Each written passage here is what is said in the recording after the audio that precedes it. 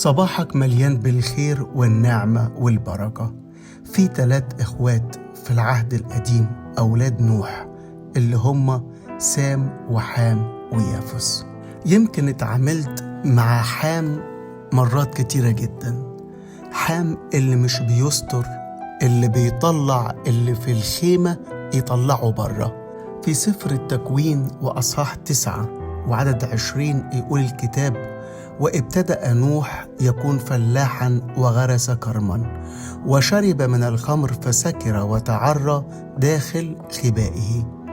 فأبصر حام أبو كنعان عورة أبيه وأخبر إخوته خارجا. يمكن اتعاملت مع ناس بنفس الطريقة دي، أو يمكن في وقت أنت ولا أنا اتحركنا بنفس الطريقة دي.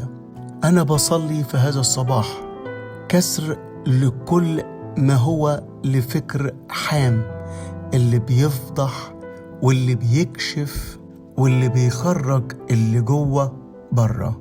لكن في عدد 23 بتقول كلمة الله: فأخذ سام ويافث الرداء ووضعاه على كتفهما ومشي إلى الوراء وستر عورة أبيهما ووجههما إلى الوراء فلم يبصرا عورة أبيهما. ما أحوجنا في هذه الأيام إلى أشخاص تعرف تمسك الرداء وتمشي للوراء وعينيها تبقى مقفولة على كل أمر رديء، عيون تبقى مكحلة لا تبحث ولا تنظر للشر. يقول الكتاب: فلم يبصرا عورة أبيهما. أخذ الرداء ووضعاه على كتفهما ومشي إلى الوراء. يا رب أنا بصلي في هذا الصباح املأ قلوبنا بالتعفف ونتحرك كمان زي ما تحرك يوسف ولم يشأ أن يشهرها.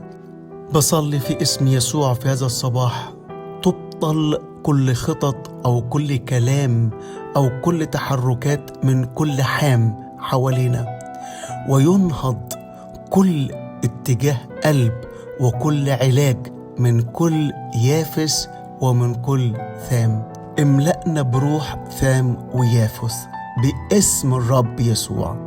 آمين آمين.